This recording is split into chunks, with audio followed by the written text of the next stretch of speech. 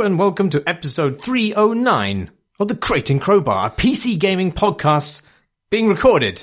For you! Yeah, and for everybody, Alex, on the 22nd of January of this year, 2020. So many years. Many of them. I'm Marsh Davis, and I'm joined this evening by Alex Wiltshire. Hello! And the ghost of Tom Sr. Yeah, he couldn't be here tonight, He couldn't be here. Chris couldn't be here. Chris is currently having a deep tissue massage. He's being washed for the first time this year. In the Birth Thermae. In the Thermae Spas of Bath, where the ancient Mithras, the waters of ancient Mithras. And the Lord of Green shall work his tendrils into his very... sulphurous pores. Yeah. Have you been to those bars, Alex? Nope. Yeah, I went. I just see queues. I just associate that place with queues. Oh, right. But, you know, bars are pretty disgusting, aren't they? I mean, it's basically a soup of other people's dead skin and, you know, old plasters. Oh, yeah. I mean, I know the baths are a little bit of cut above your public swimming pool, supposedly, but you look at those people, you don't want to share a pool of water with them. Yes, just look around you and you can see them sort of seeping into the water. It's wrong. It's gross. No amount of, sulphurous springs could wash their filth away. Cleansing oneself is a deeply shameful and foul activity that should be kept utterly secret from all. Absolutely. That's the way forward. Like so many things that we do, such as playing games. Oh, yes. There's been game news, hasn't there, this week? For the first week of this year. Actual game news. They've deployed the game news. Half-Life is free. Half-Life 2 is free. All of the Half-Lives. If you haven't played it already, now you can. Yeah, you can. It's in preparation of Alex, isn't it? It is. Yeah, they're doing an AMA on Reddit as we speak. No way. They are, yeah. I looked at it. It wasn't complete, so we don't have the full download on it. But facts are they haven't fallen out with Laidlaw. That's what I gleaned. And one of the team doesn't like it when headcrabs jump at them in the game, such that he cannot actually play it and has to pull the visor off his face and watch it on the 2D monitor. So that part is very, very badly tested.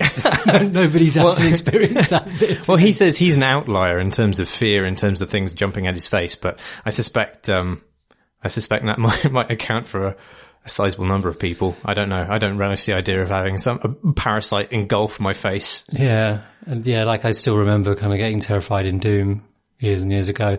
So at Christmas, we bought my son, PlayStation VR because it's the cheapest and actually one of the most easily sort of having in your house-ness kind of VR you can get.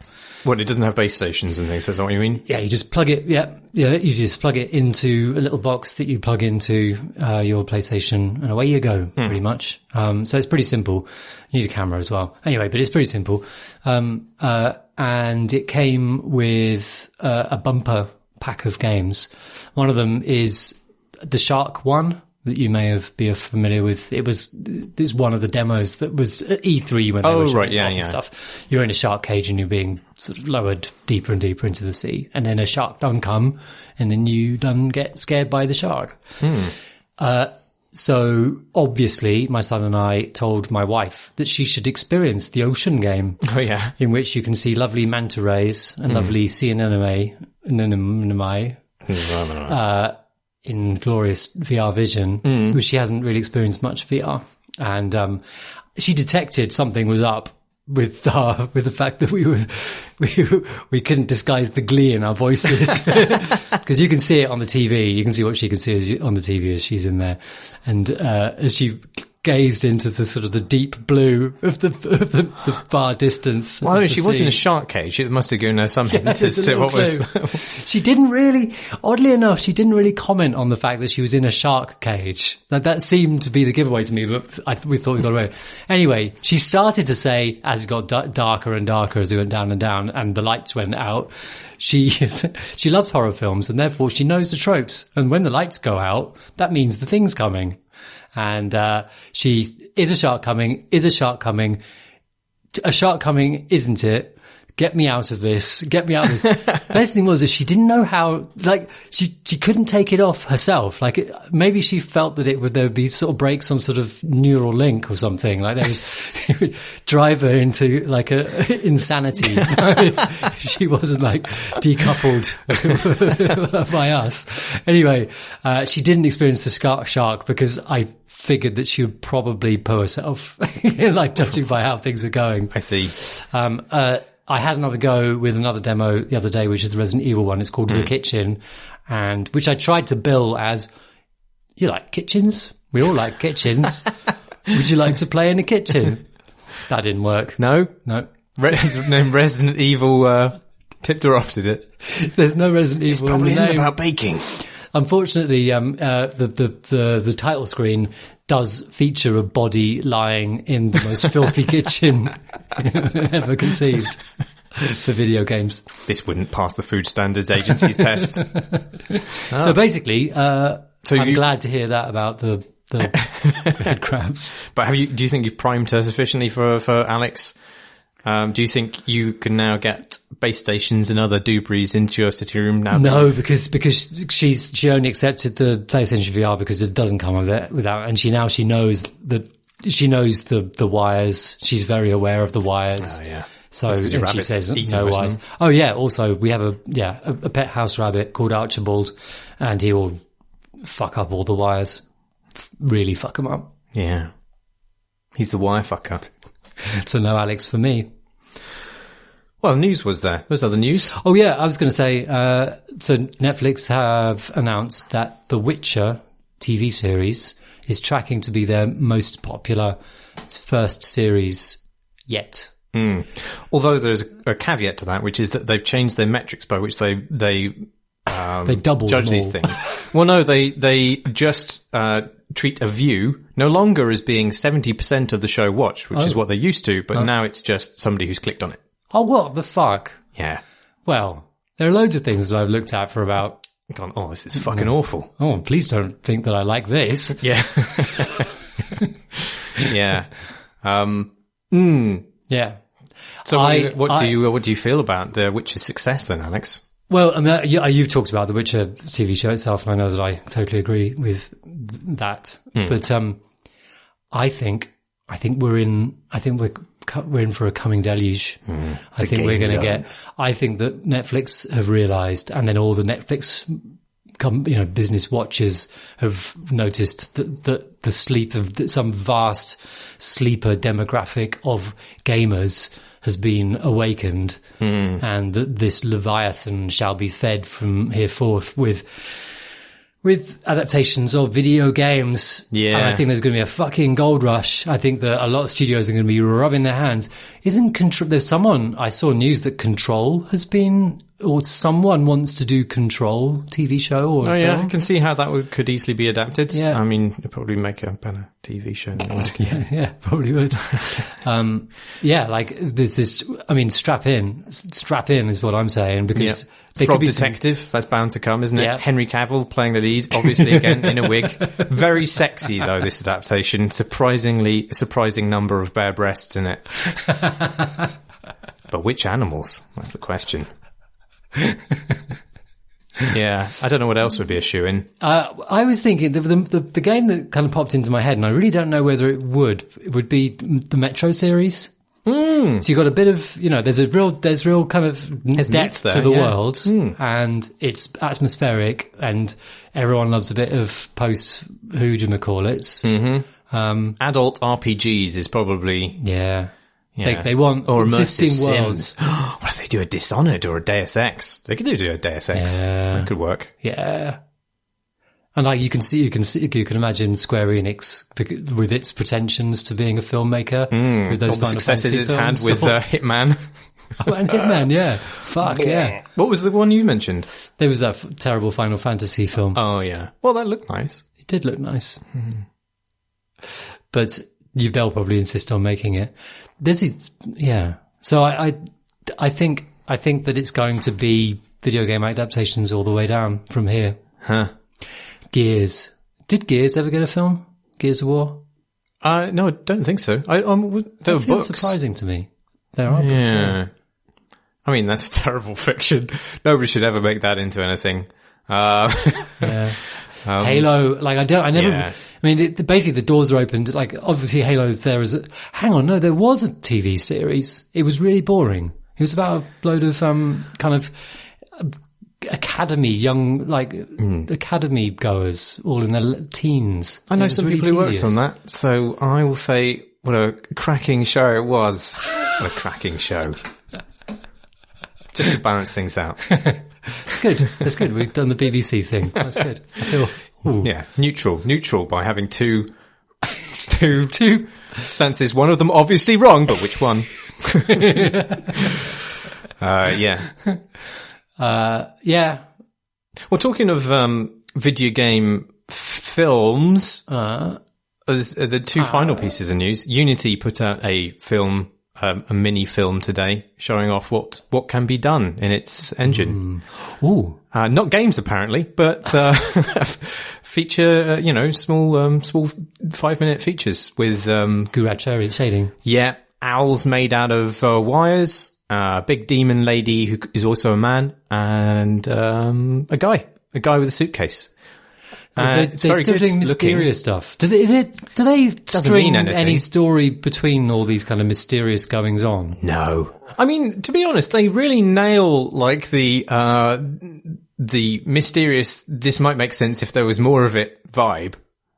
Without any other answering what the thing is. Yeah. What's in the briefcase? Yeah, it's like the trailer for Lost, basically, each of these things. And it's like, wow, that looks really interesting. And then you realize, it's over. There's nothing in the briefcase. Yeah, nothing. Except for Unity engine. Yeah, which looks nice, but it doesn't look as nice as if it was it doesn't look as nice as the Final Fantasy film, for example, or something which had, like server farms rendering this stuff. Oh, what you want? It's real time, man. Which is of no meaning to us at all. Because this is the thing. I'm not quite sure what it means. What are they trying to get at? Because it looks really nice, and obviously the art design and effort that's gone into it's beautiful. But it's essentially using the Unity engine to produce something which the Unity engine isn't designed to produce, and actually it's not a very good advert for making games in it. But aren't they usually showcasing some new effect, which taken on its own is usable in games? Maybe, but it uses up all of your game's resources, and that's that. Yeah, but I can't think. I mean, there aren't. What are the big AAA titles that have used the Unity engine? I mean, it's really kind of in the indie engine. I mean, I assume that's the kind of thing they're trying to escape from by making these trailers, but I don't know. I can't think of any kind of non-indie. Like, obviously, indie royalty use it. Yeah. But yeah, like big studios. Anyway, it's a fun little film. And you watch it and you go, wow, I wish that made sense. But also another studio renowned for making games that look a bit like films. Ninja Theory. Oh, Ninja Theory. Now owned by Microsoft. Bless them. Oh, yeah. They put out a thing today which showcased basically what they're doing. They're pursuing a development strategy that they've called Dreadnought, which notably has the word dread in it. And conjures images of the notoriously unpleasant naval warfare. But it's okay because it means dread. They don't dread nothing. They dread the naught. Yeah. Yeah. I don't know. I think it's very militaristic, isn't it? Yeah. It's sort of like, it's a bit like Agile or Scrum, but we've called it Meat Grinder. And you're like, I don't know if I want to work in Meat Grinder.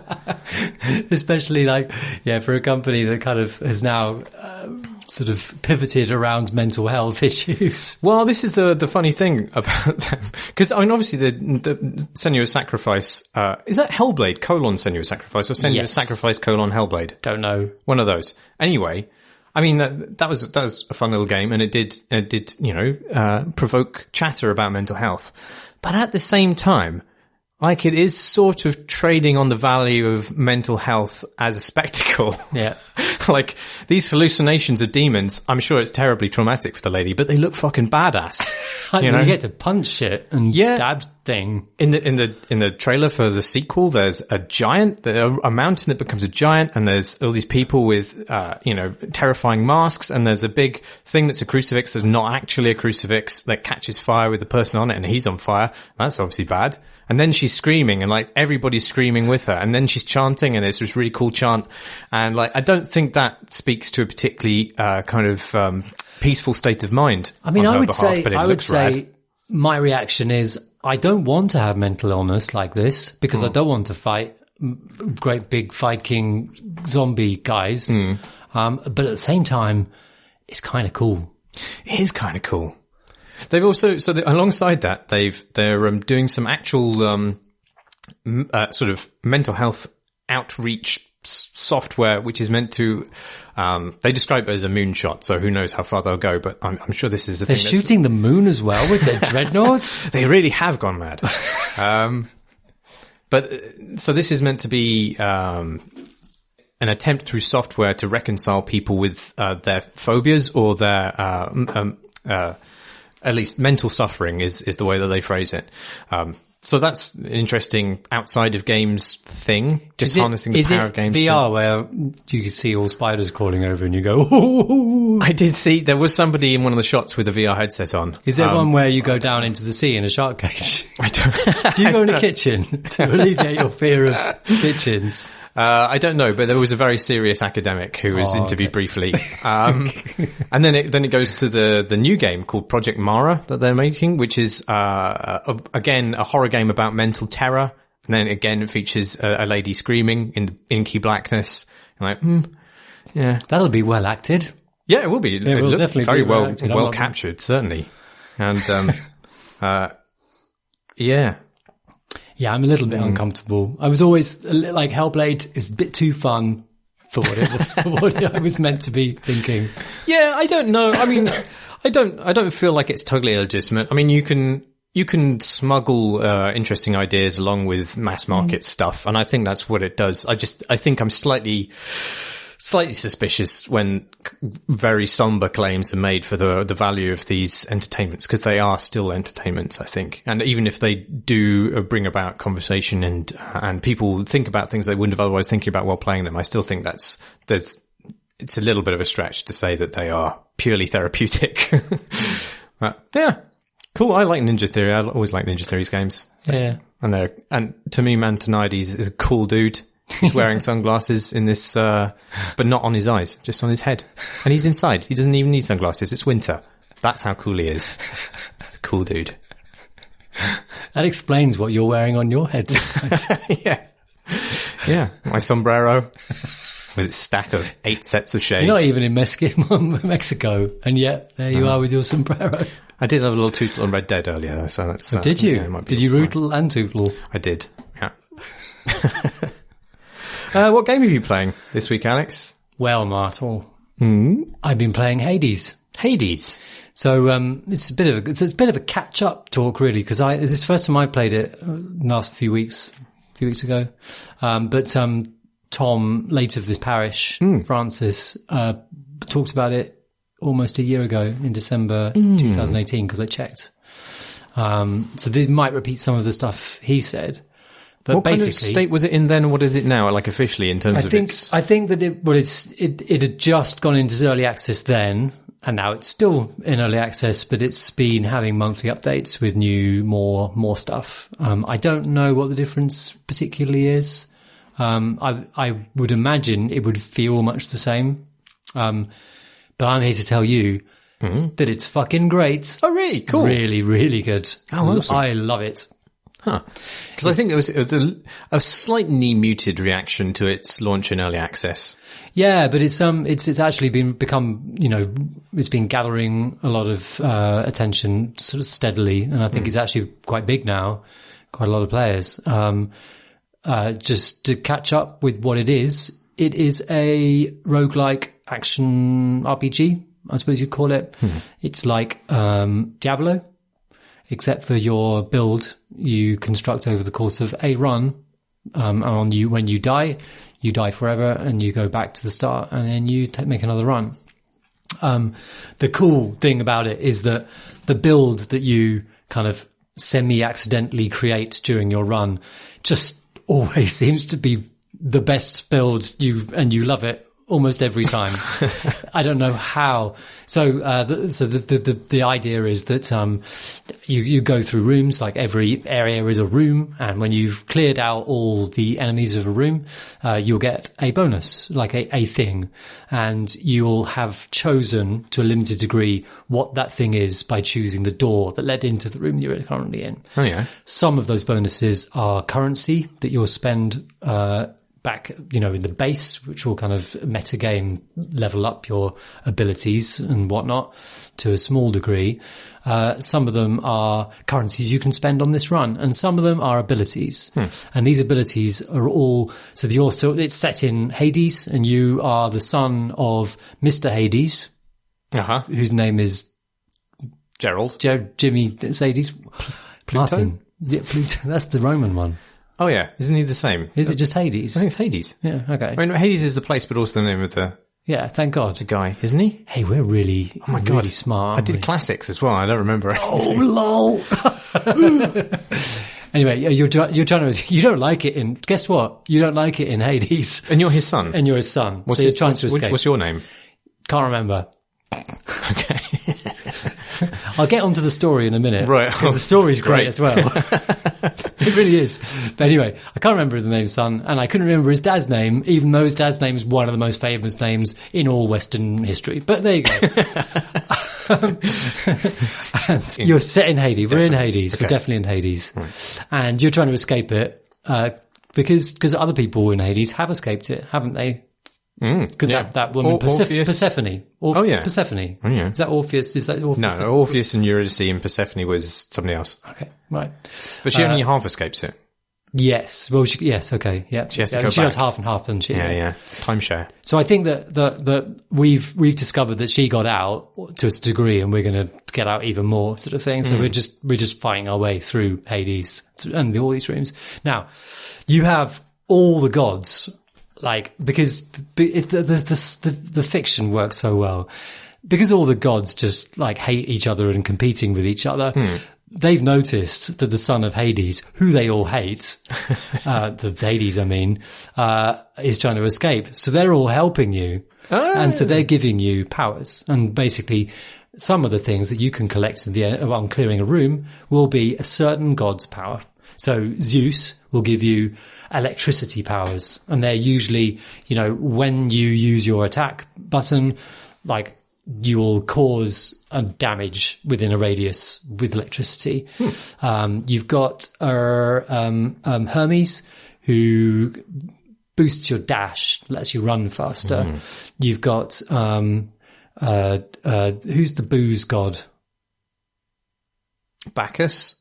Well, Dionysus. Dionysus, that's his equivalent. Yeah. So Dionysus, you're into the Romans, aren't you? Yeah. Dionysus is basically, lots of his stuff are about poison, actually. Oh. He was, it sort of makes sense. Yeah, well, it definitely has resonances, like booze and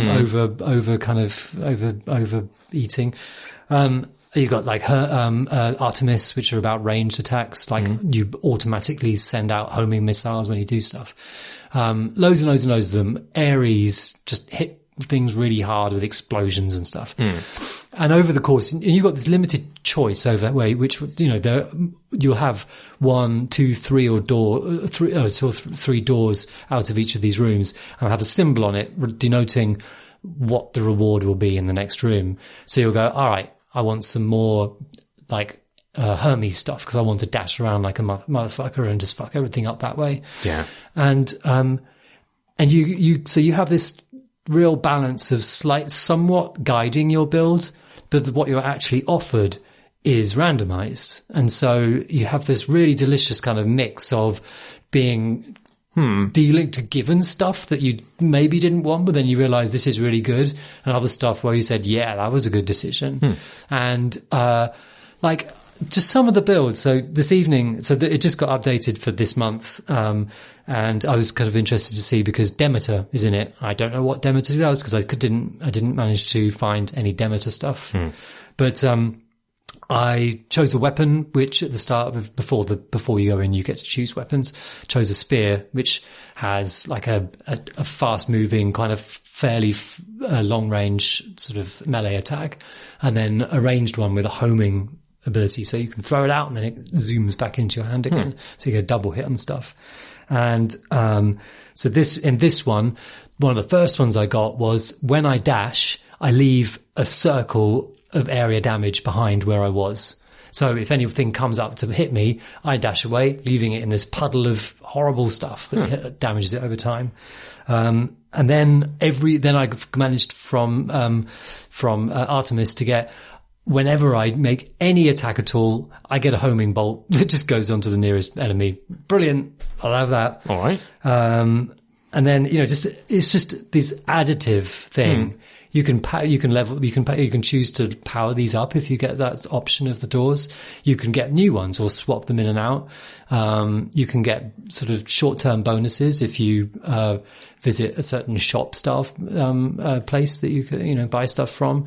You can meet people on the way, like Charon will give you bonuses and, Does he take you on a boat? So your character keeps saying, yeah, so could you take me on your boat, Charon? Would you do that? Charon just goes, because he can't speak. So he just mumbles. I think that might be in the legends that he doesn't have a tongue or something. I don't know. But it's just a thing. And everything ties back to the legends. All the gods are competing with each other to help you out. There's one bit where, a certain room where there are two gods that have basically, you've got to make a choice over which power-up you're going to get. One god's or the other one. And you select one of them, and the other god, you get a little kind of dialogue bit. They go, why the fuck didn't you pick me, you motherfucker? And then they send their agents to attack you. Oh, God. And if you defeat them, and they're usually a little bit harder than usual, and if you defeat them, you get their bonus as well. And really? Oh, cool. So everything is rewarding. Everything is additive. It's always bang. Want some more? Brilliant. Have some more. Want some more? Want to level up that thing you really like that causes explosions? Great. Just do that. The weapons are fucking great as well. There's a sword, which is fairly, there's a sort of, that's a fairly simple weapon. There's a bow, which is slow to fire, like has a charge up, the normal attack. But then, its special attack just deals out this fan of bolts in a wide arc. And when the enemies often shoot projectiles, it just clears all the projectiles out of the way. Like, you feel it feels dangerous because you got the charge up on its major attack, but the other one just defends you against everything. There's a shield, which I had this wonderful run where I just put it all of the upgrades into its special attack, which basically throws the shield out and it comes back again. And when that was hitting really hard because of stuff I did put into it, which I can't remember. But when I caught the shield again after throwing it, it just caused a massive explosion all around me. Oh, lovely. So it's just, and then when you've got sort of explosions going on, like explosions and thunderbolts and dashing around and leaving these kind of puddles of stuff and poisoning stuff. And it's one of those games where you think every run pretty much that I've played has been, I love this build. I never want it to end. And then you die and you go, oh shit. And then the next run, actually this build's really, really good. And it's just, and it helps too. And it feels worryingly addictive as well because it's very good. It has loads of currencies and things going on. There is a purple tier shaped currency, which pays for stuff like, you get this death defied, ability, which when you die, it'll resurrect you with like half your health or something like that. And, you start off with none of them and you buy one of them. And then with all these purple things, you can buy two more that I can get at the moment. Suddenly, oh my God, now I can survive for way longer than before. There are, you can recoup a small amount of health for every room. So, otherwise you would be running low of health all the time, but so basically increases your survival and various kind of bonuses to attacks and things. So there's that. You can pay to add certain kinds of rooms to your run, which give you bonuses like a shop. You'll be sure to get a certain kind of shop on your run as you go. And there's loads of, but then, so there's all that stuff, but there's also this like the story stuff going on. So, you know, every time you die, and really does help take away the pain of dying in the game. Everybody has something new to say somehow every time I've been back, and I've done quite a few runs now, there's been something going on, and like, it's quite dynamic. Like one time I found I could go to sleep in my bed, which I hadn't been able to before. There was always like a dialogue saying no time to sleep. Suddenly I did sleep, and I had a dream which filled in loads of story. And there's story going on, and you always get to talk to your dad, who grumbles about the fact you're fucking up his Hades. For some reason, Achilles, is it Achilles? One of the heroes is hanging around. Oh yeah. And he's sometimes there, sometimes not. And like, you can talk to him, and stuff going on with him as well. There's so much going on, and it's really, you know, it's Supermassive Games. No. Supergiant Games, yeah. My God. Yeah. Supergiant Games. And, you know, their writing has always been really, really good. It really is in this case as well. So you've got the main character commenting on stuff as you do things. And, you know, there's just this density of so many changing and new lines of story, and new characters pop in. The first boss that you come to when you finish the first area is like this person, like, is a character that your character knows. Like, we've grown up together in Hades, and now she's been told by your dad to fight her to stop you from leaving, and she's not happy about it. She's pissed off with my character because I'm trying to leave, but she's also pissed off about the fact that she's been asked to stop me, and she's the boss, and that's really cool. Like, so she's kind of like, oh, you're back, okay, here we go again. And when you get back and you've beaten her and you die and you go back, and then she's going, yep, well, you know, I beat you. Yeah, you did. Yeah. But then, because, you know, these games can get quite repetitive because it's the same structure over and over again. Yeah. In this game, it'll just throw a different boss at you one time, like, which has the same patterns as her. Like, it's the same, the boss has the same role and it's the same kind of fight, but it's not her, like, offering this extra story depth. You know, who is this person and why are they fighting you and she isn't? Like, and also this boss has different abilities, and it's a different, you know, it adds a few extra things to the fight that you thought you knew. There's just so much going on. It's so rich and varied, dynamic, just rewarding all the time. It's got fish. Yeah. What? I saw today one of the artists said that she'd worked on the most important feature of her life, and it was apparently fish. Excellent. And there's a fish, I think called a knuckleback, you can get, which has a skull's face. And it says catch, and there's a picture of a little hand about to grab a fish. Right. I don't know in what context this appears in the game. I can't wait to find out. Yeah. Yeah, I wanted to play some more of this before coming out tonight, because it only updated on my computer this morning. But I will play. Do you know how long it's going to be remaining in access then? I don't know. I don't know, actually. I'm actually due to have a call with them tomorrow. Oh, right. Okay. Thing. But yeah, I'm not sure. I mean, it's one of those games that you just add a new character. Like, you put a new god in, Demeter. Like, I don't know what her abilities are, but like, suddenly, you know, the game with all the additive nature of the fact that all these skills will interact with the existing skills in certain ways, you know, it's just, you could just keep adding and adding and adding, I suppose, if it doesn't drive you insane trying to make sure that it isn't. But I suppose it's defended in some ways against being exploitable, because you don't get to fully define what your build's going to be. You know, you might have an amazing run. Right. But you know, just because of the happenstance of the things that you're offered, but right. It's marvelous, and it's really responsive and fast as well. Yeah, it feels real good. I have to give that a go. Yeah, I love the art in it. It looks amazing. Yeah, so the art is to fill it in, like, it's somewhat cell shaded, colourful, quite weird in places. The art for the characters is really good as well. Voice work is really good as well. A lot of all these dialogue lines are all voiced, if that wasn't enough. Not all of them, but a lot. Unbelievable. Good effort. A+. I'm interested. Well, okay. So I have some thoughts about what you were talking about when you were saying additive.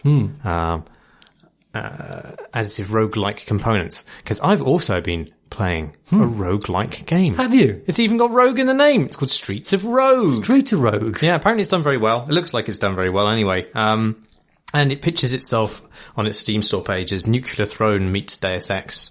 It's a pretty good encapsulation of it, even if it is possibly overselling. I mean, it's a sort of top-down pixel art game of, fairly modest visual ambition, but it is a sort of mini immersive sim, and set in a multi-layered city, and each strata is its own individual level. Each individual level within that space has got like prisons and drug dens and laboratories and graveyards and things. And each level you're given a set of missions you need to complete before you move to the next one. And they're randomized missions, but they kind of spit out in a sort of similar format, like kill 4 dudes in this area, or open this safe, or press these 3 buttons in this heavily guarded bit, or free a slave. And you can pursue those tasks in a fairly broad set of ways, as you can in most immersive sims. So you can also, you pick a character before this, and there's a huge range of characters. Many of them are unlockable, but there's, obviously there's going to be a thief, and there's a soldier character, and there's a hacker character, but also there's other mad stuff like zombies and gorillas and things.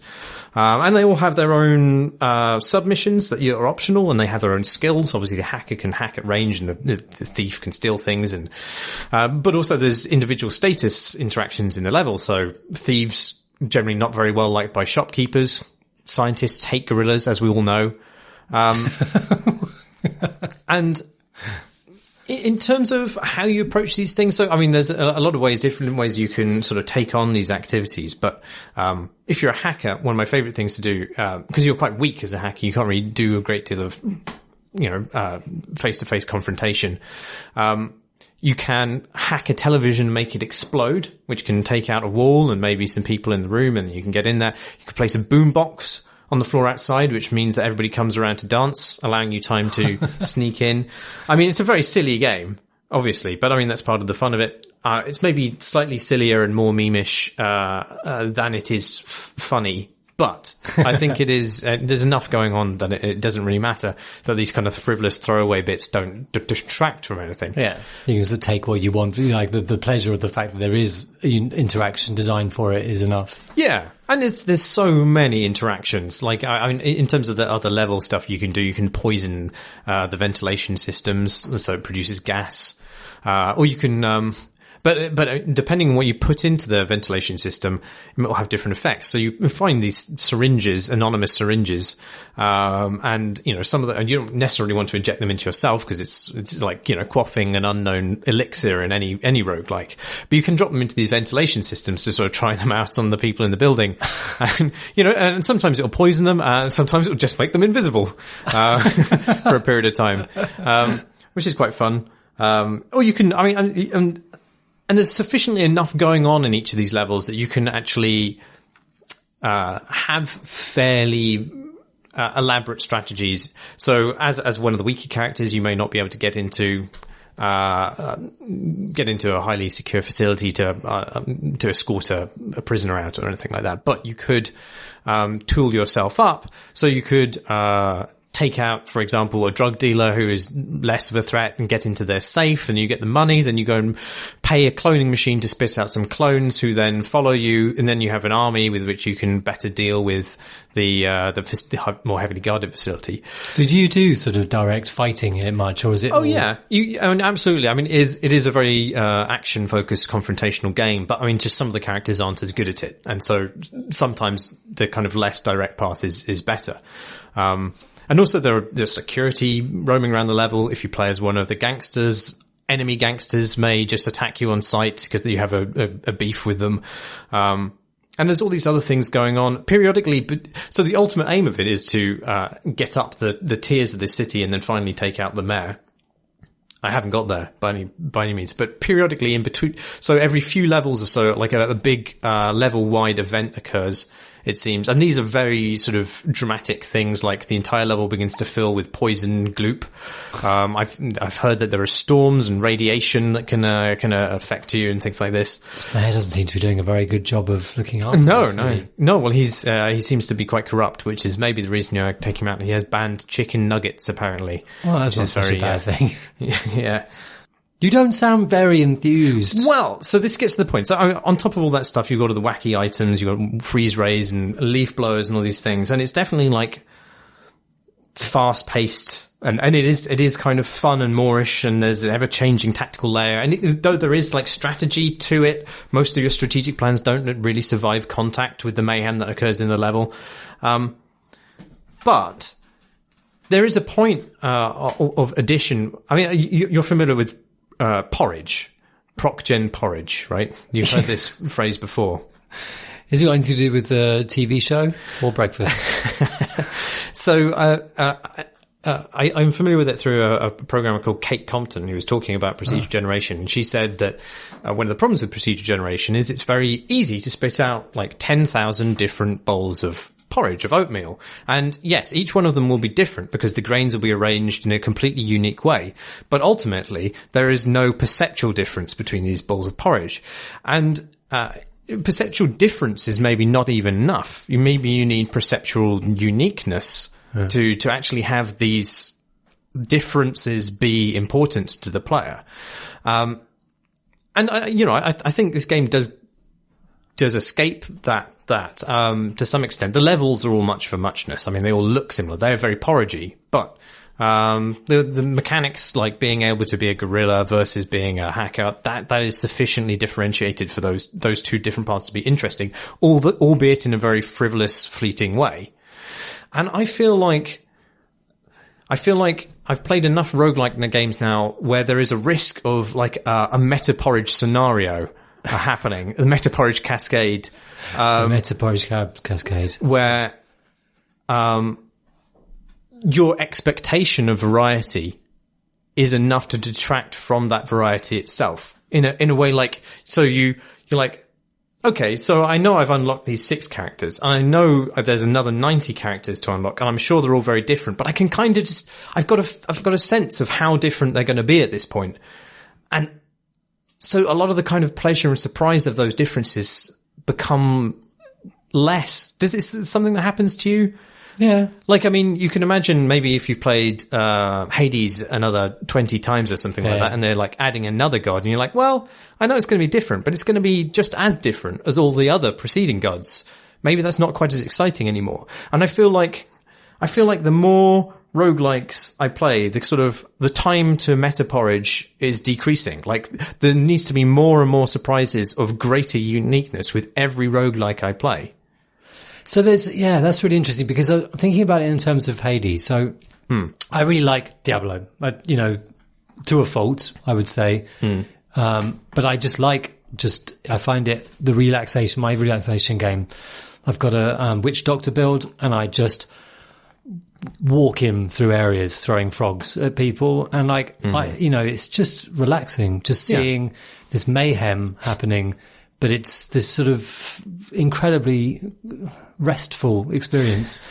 I think that is that action RPG thing, which is watching a little machine that you've tweaked into existence happen, this chain, and you kind of get these loops of play, like you can hold down this and you run out of mana and you have to get the mana, and you just get to have this little cycle and you perform it, and it's just this rest, there's that kind of relaxational sort of thing. And so Hades is like that, because it's definitely it's in that genre. And so on a run, you get used to a certain manner of play, which uses the abilities in the way that they work together well. And like to start with, or whenever you get a new ability, you're kind of learning, okay, this is a good combination. And then you perform it over and over and over and over again. And I just like doing that. And so what you're doing is simple. I think for me, it's like having a really, really exciting meal every single day, Like, it's exciting the first time. It's pretty good the next time. but then very soon it becomes incredibly annoyingly, sort of insane. Lobster thermidor again? Yeah, but you could probably eat a really simple dish of rice and, every single day. Like I have pretty much the same sandwich every day. Oh, I see. And it's a simple taste. And I think that you can find kind of tweaks to that over time more, more sustainably interesting than a very exciting thing. Gorillas, scientists, and then suddenly, because this all peaks, and then you're kind of, this is like, I've played a little bit of Speech to Rogue, so I don't know whether this really applies to it, but that's my instinct, is that when you make everything different and everything amazing, you can't sustain it. And I think that as a player or an enjoyer of that thing, you reach the sort of, okay, everything, okay. I wouldn't necessarily describe any of those experiences as being amazing. Like, okay, I think one of the other But problems, it's what it's going for. It wants to go, hey, look, like every time, right? Yeah. Whereas I think Hades is like more like, sort of like, oh, what if? Oh, right. And how about that? And then, and then you sort of go, oh, I can see how this works. Oh, yeah. Maybe it's also because the things you're being given in Hades are richer and probably more consequential than... It's also like you're watching, it's a very Twitch thing as well, Right, so it's operating in not the logical parts of your brain, which Streets of Rogue is aiming to go. Yeah, in a kind of, very, Yeah. I don't want to say crass because I don't think it is bad. He wants you to think about what you're doing. Basically. Yeah, but in a sort of fairly trivial way, right? Yeah, it's not making you're not drawing out fucking plans of this thing Sure. and architecting a great heist. It's still second to second craziness, really. Yeah. But yeah. Whereas Hades, you're kind of like, it's going to hit the thing. Right. Hit the pot. Yeah. Maybe they aren't comparable because the kind of granularity of the games is so different. But yeah. I do wonder and worry about whether there's diminishing returns in roguelikes as a genre, just as because the more people play them, the more kind of blasé they will be about the amount of variety that it takes to kind of fuel them. But there are some, like Brogue still has a big community of players that these players have been playing for years now, and they're still finding new things or still just finding enjoyment in going on runs, Yeah. Same as Spelunky, there's a richness of interaction in those games. Yeah. But of course they have both of those games have a big, on-ramp. And which is, I don't even know if that's the right metaphor, but basically, that's true. Lots of people fall before they really find, don't get as far as finding the real meat to the games. Yeah, it's true. I don't think I liked Spelunky the first time I played it. Wrongly, obviously, because it's great. But yeah. Interesting.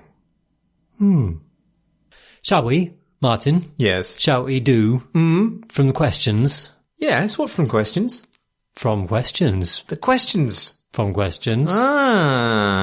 We should do them. And Alex, who is not you, writes, hello, all things great and small. Have we had that before? That's a good one, though. I don't think we have had that one. I'm not familiar with that Maybe one. we have, I don't know. A question. When I first played Prince of Persia Sands of Time, I found a section near the end almost insurmountable. It was a place where the titular prince was on a lift and assaulted by waves of gribbles. Am I using that right? One evening I decided to drink far too much of that fine stuff, alcohol.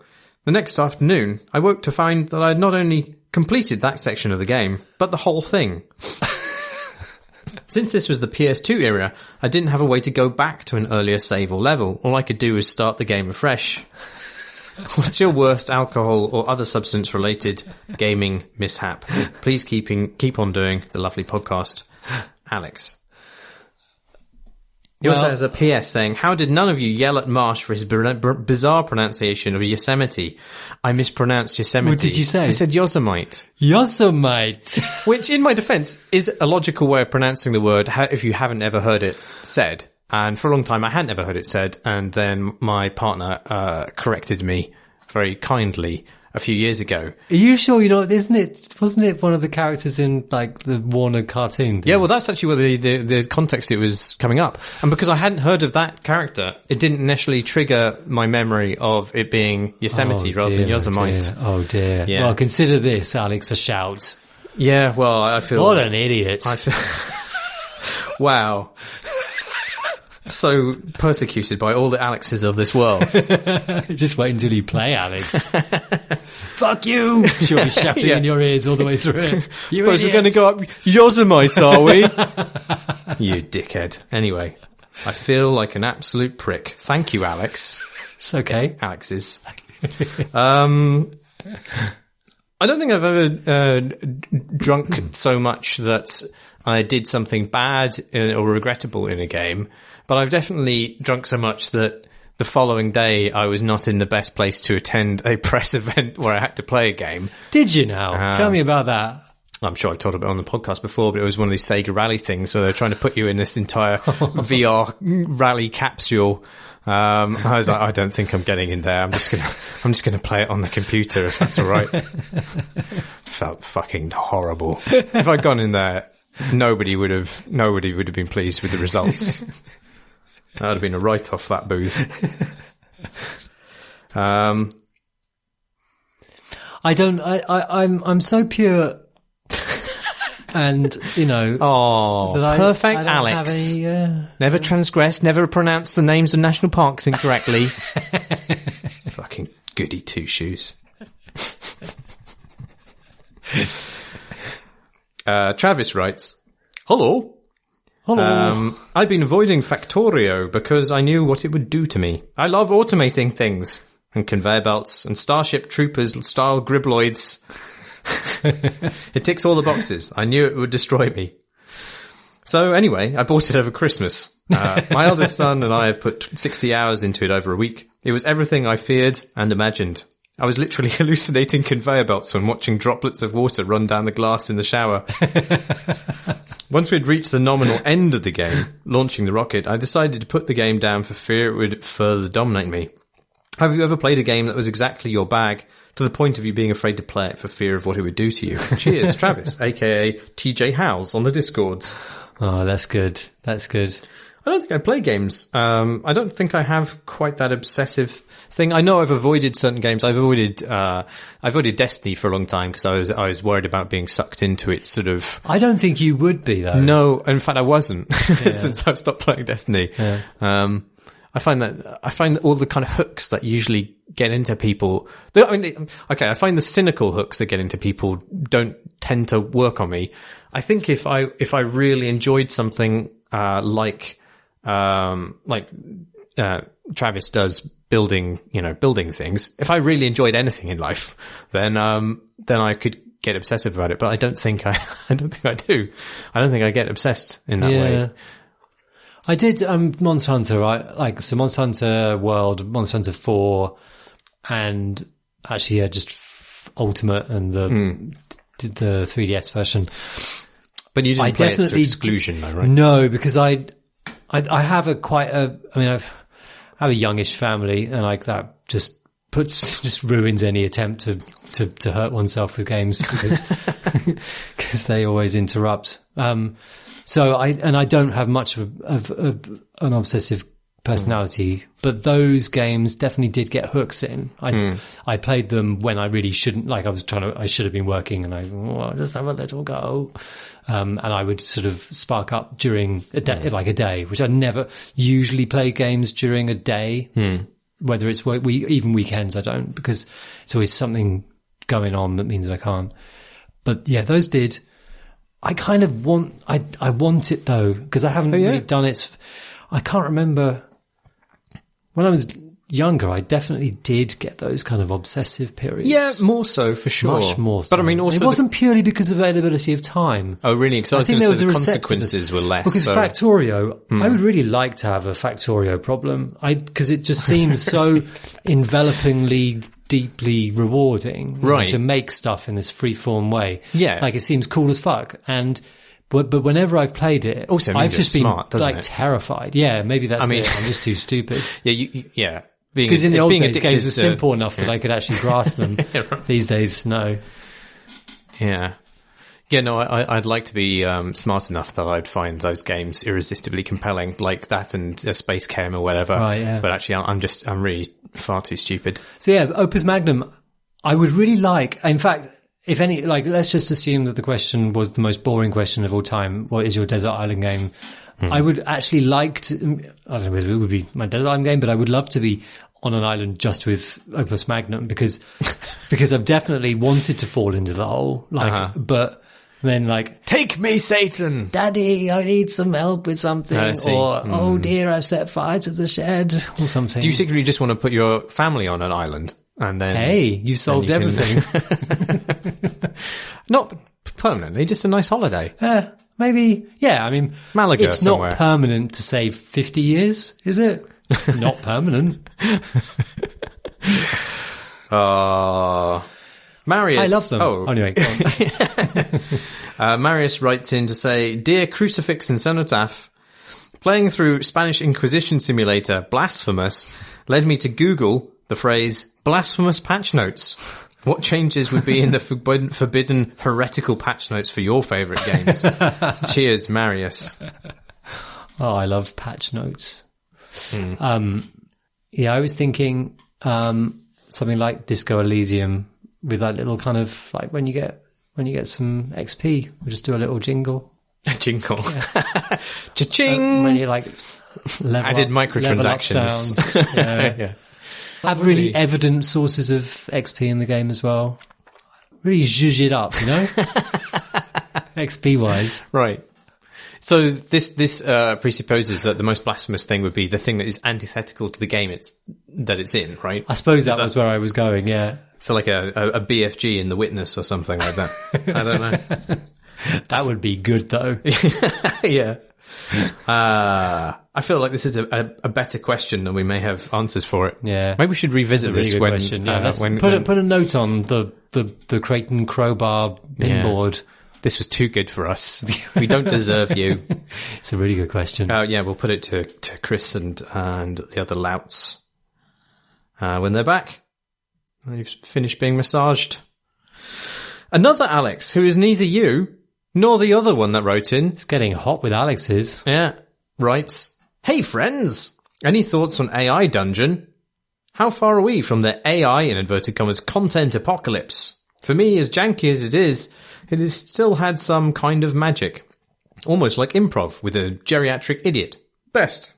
Alex. Serendiplodocus on Discord. Oh, that's his name. I was actually thinking about the thing what done the AI dungeon today. General GPD, I don't know, whatever it is, the technology. Yeah. What, long term, what will we do? Because I think at the moment there's definitely an aesthetic about it, which is, wow, a robot have done right that. Like it's that is the aesthetic at the moment. Like it's still amazing. And I think the lack of meaning to it, I think will become rapidly kind of evident, and that's obviously where the effort is going next. Let's put the meta story, like don't think about the next passage, like the individual passages, like how is the computer going to link them all together in some sort of cogent narrative. But it's still, even then though, you always quest whenever you read something or play something, you always quest for some greater sort of meaning to it. Like there's a message to it. Like if it narrative wise there's a message to it, in game wise, you want the loop to be something that sings to a human sensibility. And whether it's going to get it's going to hit its own, Meta-Porridge Cascade scenario pretty quickly. I think that stuff. Yeah, exactly. That's exactly it. I feel like at some point we will get stories which are good enough that they are indistinguishable from bad stories. Like they will be grammatically correct. There will be causality that you can follow, but they won't mean as much. And I think we'll start to see a bifurcation in content where there's one tier of content which is, AI trash. And then there are people begin to realize with the uniqueness and value of actually having somebody trying to communicate a thing to you, which isn't just plot, isn't just, content. There is an actual meaning and value to their words, some kind of thing, some idea that they want to communicate, which is singular. More than that, there's a meta thing to it as well. There's the fact that this particular person has made that thing. They might not have a message at all, but like the fact that they made it at that time and that place and blah, blah, blah. Personal. Yeah. In the way that actually we appreciate the AI dungeon. Its meta interest is the fact that it was made by a robot and like this kind of machine learning thing, and that it's the best example so far by a fucking country mile. But there was quite a good, because this is all quite familiar. There was quite a good 99% Invisible on. It starts off talking about ELIZA, the original ELIZA program, and the sort of this second story at the end, which is about this program and the fact that it wrote a news story about a unicorn or something, and the lab that came up with this particular story released it and felt that it was so dangerous to the world they wouldn't release the code because it was written in full news structure. Yeah. And so you can see all these implications for the fact that if you spam out this shit, you could create all kinds of misinformation because someone's going to believe something that gets, because it can generate just spools and porridge the hell out of it. Yeah, I mean, the risk of that is that it becomes a Meta-Porridge scenario for the entire world, right? Yeah. I mean, it's not that those stories are good. No. That's the difference. I mean, like in terms of whether it's going to replace the creative act for people who appreciate the creative act, or whether it's just going to muddy the waters. They're two different scenarios, aren't they? Yeah. I don't know. It feels like it's a way off. Yeah. It's kind of depressing though. Yeah. Thanks for that, Alex. Yeah. Gerik writes, "Dear Barrels and Bootleggers, what games seem ripe to be mercilessly ripped off by the rapacious capitalists of the gaming industry, but have somehow not been given this honour? This question was prompted by last episode's discussion of Eternal Darkness and the lament that it wasn't re-released or ripped off. Personally, I'm surprised that, among a sea of third-person action adventures and first-person baddie shooters, few AAA studios have tried to copy the seemingly successful Bethesda RPG, which he describes as systemsy, ubiquitous physics and freeform movement, stealth and range combat, character creation, or the clearly wildly successful Minecraft, Subnautica and Fortnite Save the World being the main notable exceptions. What do you think are the most puzzlingly uncloned samples of Ludomass? Cheers, Gerik." I don't think Minecraft has not been cloned. Minecraft has been famously and incredibly cloned. You may not have been aware of them because a lot of the clones are a bit rubbish, although Alex has worked for a number of their creators, haven't you? Yes, we won't mention them. We should. I mean, there are some good ones out there, right? Dragon Quest Builders is meant which to isn't very actually Minecrafty. No, I can take some ideas from it, right? Yeah, it does. And there's loads and loads of crafting games. There's quite a lot of block based, voxel based building games. Yeah, loads of them, and some completely. I think that basically you don't really think about them because Minecraft has such a spectacular lead, in terms of player base over them that the others are relatively insignificant. I mean, Chris is working for Hypixel, who are currently putting out not a Minecraft clone by any means, but probably what it looks like might be a Minecraft successor. Even it's so polished looking, called Hightail. So I don't think those ideas are dead in the water. I also think there's quite a lot of Bethesda-y RPGs, but maybe not quite to the systems-driven level that Bethesda go for, because I think that requires a particular development sensibility. Yeah. I think that basically the good games that people haven't really, copied that well, they're all really hard to make. Like I keep reading people saying that RPGs are the hardest to make because you've got to make a totally non-linear story, a world with total consistency. Easy. Fill it with shit. Yeah. They're quite difficult. Yeah. Is there anything you'd like to see cloned? No. No. Do I want to see any cloned? I mean, I don't.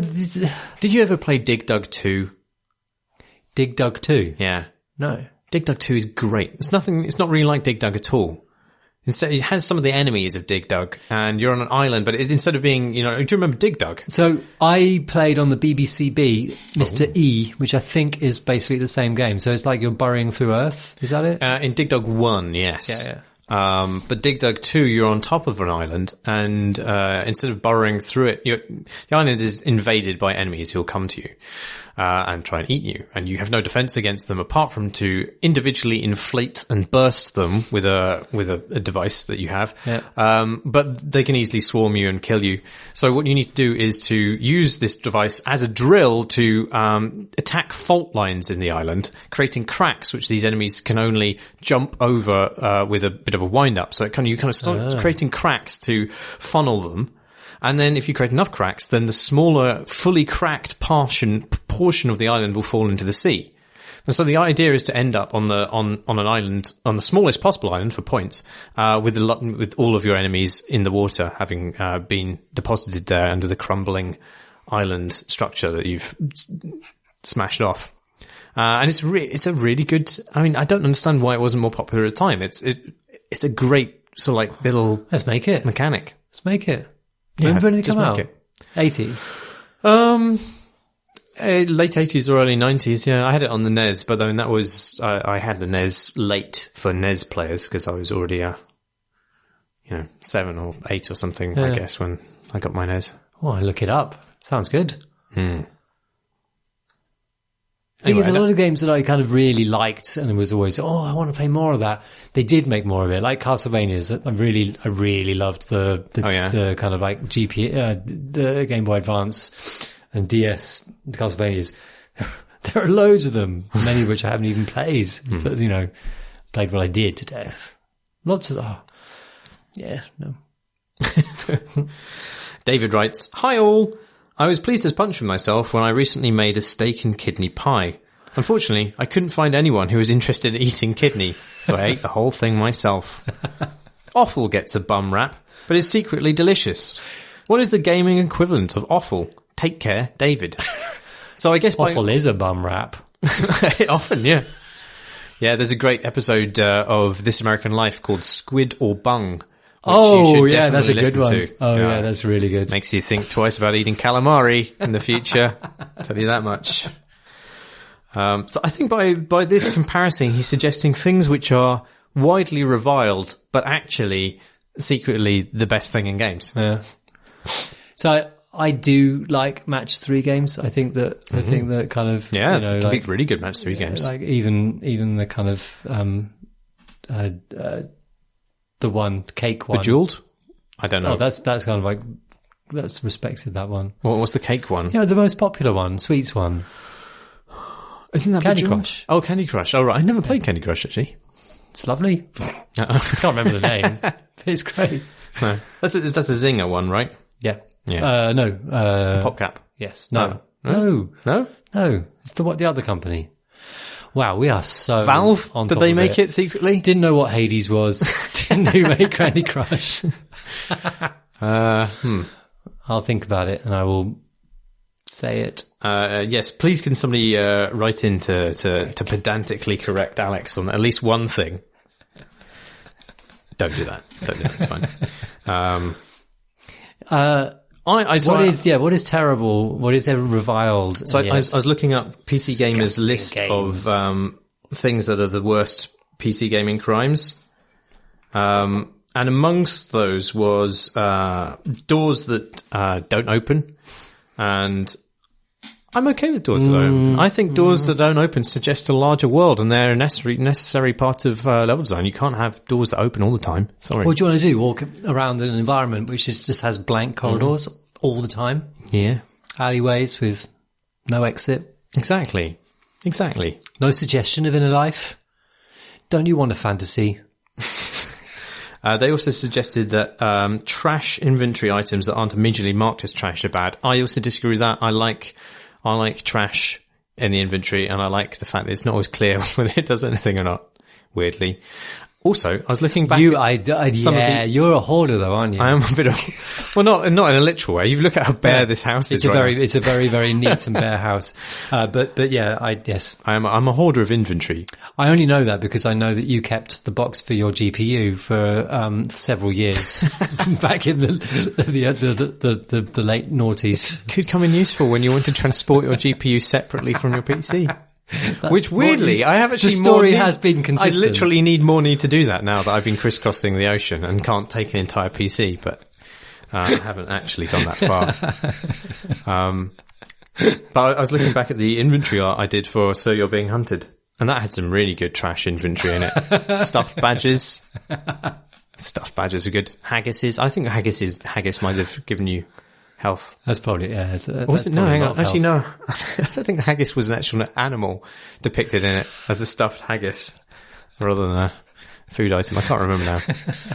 Good cheese, good marmalade, good bowl of brandy. Marmalade. The trombone. Is it the only in there. game with marmalade in it? It might be. Don't know. Tom Senior, he pointed out on Twitter the other day, some amazing item names in Pillars of Eternity 2. Really, really exciting, interesting things that I would want to buy. He's like screenshotted a shop. So he was commenting on the amazing and truly incredible instant potion belt. Like, you're going to want that. Yeah. 5,300 smackers that cost. Is that a lot in that world's currency? Probably. It is it's not the most expensive. The most expensive one is the Animancy cat. What is Animancy? It is a cat with one of those anti kind of scratching cones. There's Ukura's kettle, the ring of overseeing, and the potion of imperfect arcane reflection. Like, wow, they all promise much. I hope it doesn't matter to me whether they do anything or not. The names are good enough. There you go. That's some good offal. Ollie writes, Dear Crate and Faux Pas, after listening to Chris's story in episode 303 about Pip's criticism of his choice of stealth poncho in Jedi Fallen Order, I was reminded of my own similar experience. I often play large, open-world RPGs to unwind. I tend to play at a very slow pace, since I enjoy the role-playing and immersion side of things. When playing Skyrim with my partner, coincidentally also named Philippa, I accidentally let slip that I had changed my character out of his heady armour and into his travelling robes when undertaking a long journey. In my head, this made total sense from a role-playing perspective, as well as adding some extra challenge to the journey. Unsurprisingly, however, and probably undeservedly, I've been gently teased about it ever since. My question then is, do you have any similar potentially embarrassing gaming tendencies? Have you ever been caught and then roundly mocked for many years? Thanks for the pods and the group therapy, Ollie. Oh, so the travelling robes leave you less able to complete your journey because presumably they're not armoured enough. Excellent. It makes me, I think I'm a really boring game player. Yeah, I don't think I've overly indulged in the fantasy of a game that frequently. I would like to have some weird habits. The thing is, the weirdest habits are the ones you don't even know. Yeah. I might do all sorts of weird shit. I'm probably not even ashamed of them either, that's the thing. Is it weird that I'd ever want to leave a game running? You know, I know that some people just keep a game running. It's just on in the background. And I do other things. And I can't do that. I'd feel it was deceitfully increasing my number of hours played on Steam. Okay, we're getting some. We're getting a fingernail under our weirdnesses because I share that. Yeah. I don't, it is deceitful, isn't it? Yeah. Or it's either shaming or it's deceitful. It's both, like, at both ends of that scale. Like, I'm worried, like, simultaneously, what if they think I played it for that long? At the same time, yeah. What if I'm suggesting I'm overqualified for this game? Yeah, I think my Steam profile is private, so nobody can see how many hours I played. But I still don't. I still like it. I still like knowing a more accurate measure. Yeah. No, that's good. It annoys me when I'm using software that's Steam based, and it gives me a ridiculous number of hours because I do leave that running in the background. Yeah. Ooh, I know one. I always like to be a bit of overhead. This isn't really a role-playing thing, but it's about kind of the technical side of games where I don't like to put the settings all the way up. Right? Because I don't want to tax my system. No. right? Yeah. Don't want it to go 100% because You don't run, it might, like, the heat might go high. Or, and this is the madness, because then I heard about throttling. You know how computers kind of, when they overheat, they throttle the CPU and whatnot, so they then go cool, they run cooler. Supposedly, yeah. Stop damage, right? I run them at a slow, like a less good rate in order to avoid it running the game at a less good rate. Right? Which is, yeah. And I also like to feel that there's like improvement, like potential improvement. It's running fine, but it could be nicer. So, like, you're planning for your birthday or something when you crank the slider up to, that's very good. Put it up to, The shadows are very good now. Okay, that's enough. Put it back down again. Mediocre. It feels normal to me, that. Totally normal. Yeah, there's a weird little ritual. I can understand it though. I also don't do that, but that's also partly because I'm just so paranoid about the tolerances of my PC, and I know what a lifeline my PC is because I use it for everything, so I can't risk exploding it, as previous PCs have done in the past. So although I think we're past that era mostly now. Yeah, I don't know. Randomly explode. Mine blue screened 5 times in a row today. I did it because I was trying to play Hades. Oh God. Yeah, it was a worrying time. I shouted "fucking hell" as my children were getting ready for school. I see. Yeah, that was good. Good move. You could pass that off as being in keeping with the setting, though. Yeah, maybe it was programmed in. Yeah, I wouldn't put it past them. just quoting the character. Yeah. Talking of children, the final question comes from the very well-named Joseph Quested, who writes, "Dear Crate and Crowbar, my children are currently caught in the War of Concerned Well-Wishers, starring me, their mother, grandparents, uncles, aunts, and teachers, etc. The war is mostly fought on 3 fronts. How many hours of video games do they play per day? How long per session? And do they adhere to the age ratings?" If you had, or already have, a child, what are your thoughts on them video games? It's tempting to answer this question objectively with the child or possibly teen in mind, but with a topic this subjective, I'm more interested in how you would approach these issues with your actual spawn. Season's kisses, Joseph Quested. It's the eternal one. It's the big one. One of the big ones. In fact, in our household, we have more problems with stuff like WhatsApp rather than games themselves. Some plays a lot, but I've definitely, this doesn't really answer the question yet, but I've definitely noticed just how much of a hypocrite I am because my own attitudes to myself playing as a child, I definitely apply very different rules to. Really? That's surprising. I mean, my boring approach to it is just I try to be part of what my son is playing. My daughter, I encourage her to play, and I think she shares my kind of slightly flighty, sort of dabbly kind of nature and non kind of, obsessive nature. So she will try a game and she'll love it or hate it. And, when she loves it, she'll play it for a couple of days and drop it. So I never really get particularly worried about her. My son is more obsessive, but he's quite a creative player. So when he's playing, you can see he's not sort of doing the sort of cycles of play, which if he was into Ultimate Team, like FIFA Ultimate Team or something like that. Right, yeah. I would probably be worried. If I was playing Fortnite all the time, I'd probably be worried. But what he actually does is play tabs and just, creatively line up armies against each other and muck around with the kind of the creative parts of it.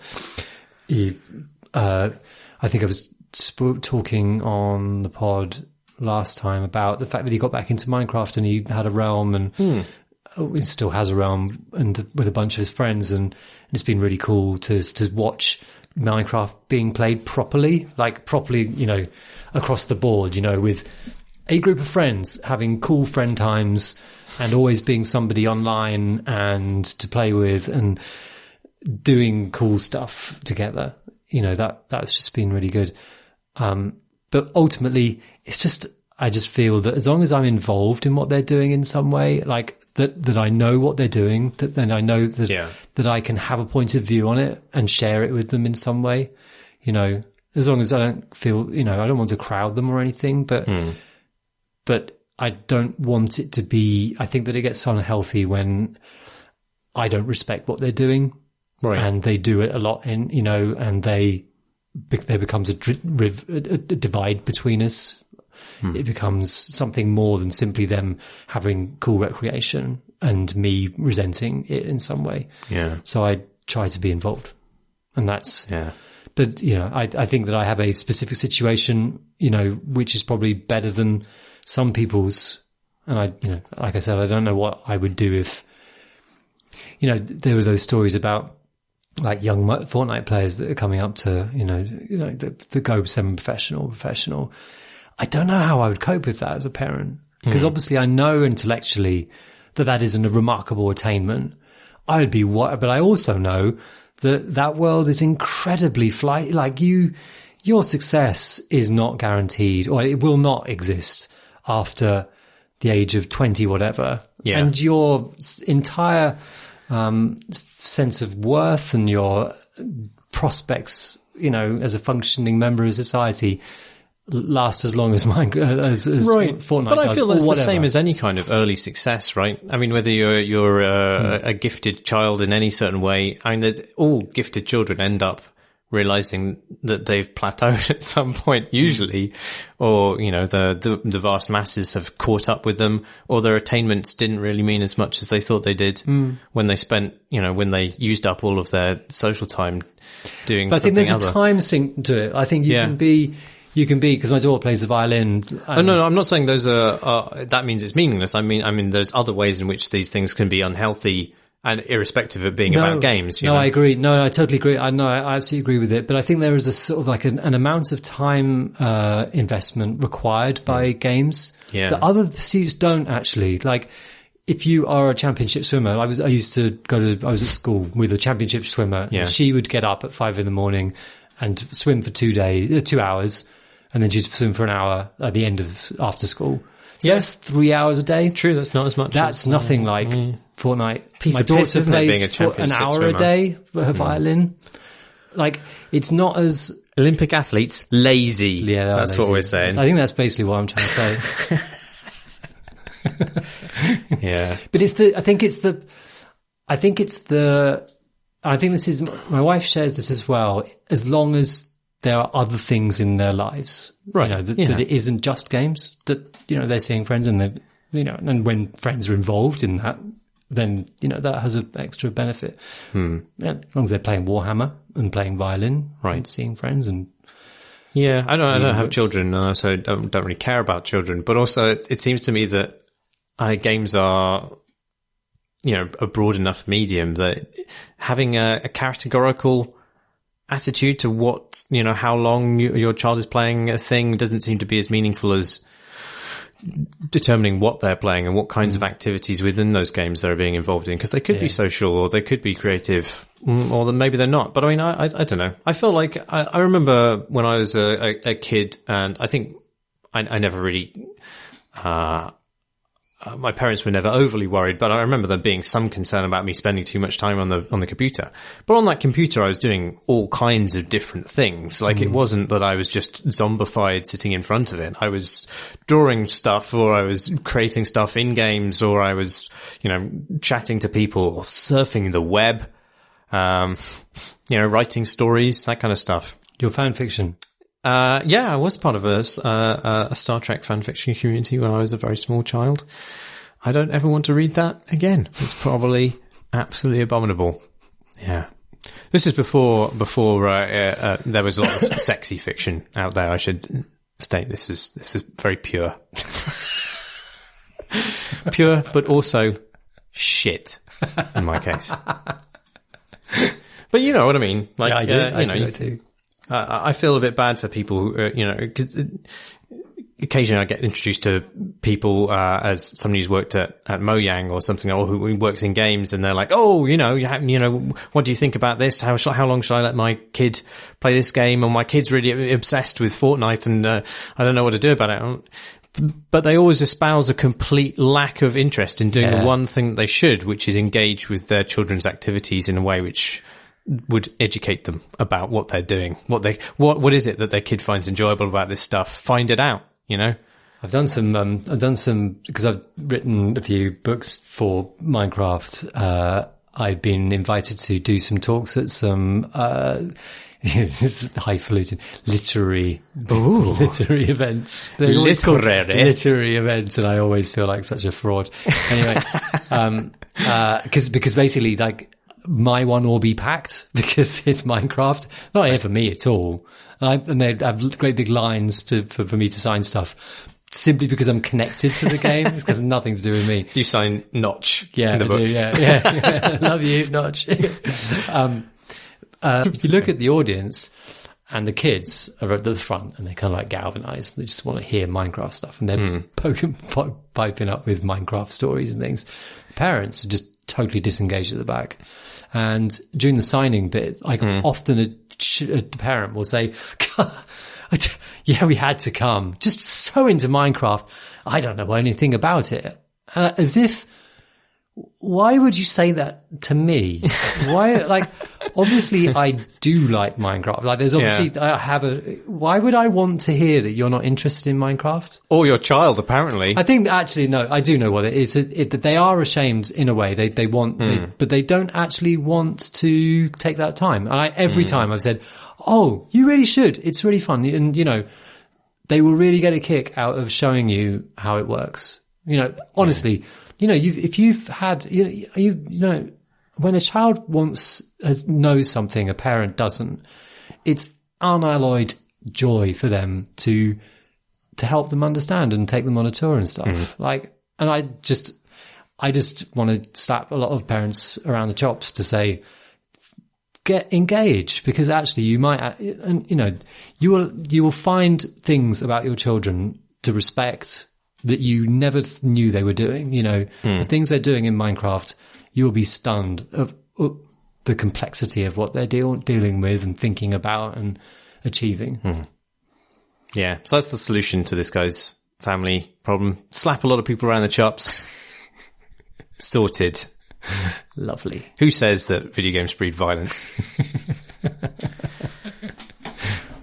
Well, those are all the questions that we have time for this week. If you'd like to send us more questions that we can read them out semi-successfully next week, you can do that by sending them to questions@crateandcrowbar.com or tweet a question at crateandcrowbar on the Twitters. You can even watch these videos pointlessly, really. I mean, mostly an audio experience on youtube.com/crateandcrowbar. Or you do prepare a nice picture. We do prepare a nice picture. Yeah, they take a little effort. I take a little effort getting things lined up, you know. You could read the notes as well. They're always very nicely written. Well, yes, I do take time over the notes. And you can join our Discord community on our website. Oh, sorry, it's not on our website, it's on Discord, but the link to it is on our website at crateandcrowbar.com. Thanks as always to our Patreon backers. Thank you. Very nice people. Patreon.com/crateandcrowbar should you wish to join their ranks. Who are we? Who are you, Alex? I'm Alex. It's Alex. You have any form by which you wish to be contacted? Oh, an online persona. Maybe. I'm Rotational on the Twitter, and that is also my website. Very nice. ROTATIONAL. I'm Marsh Davis. And that leaves us to only say, thanks for listening, everybody.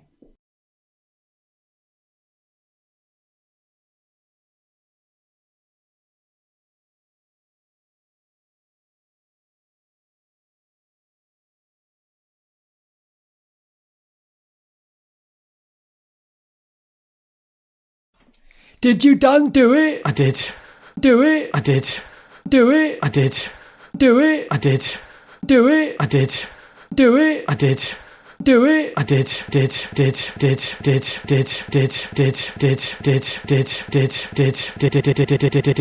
It's what I done.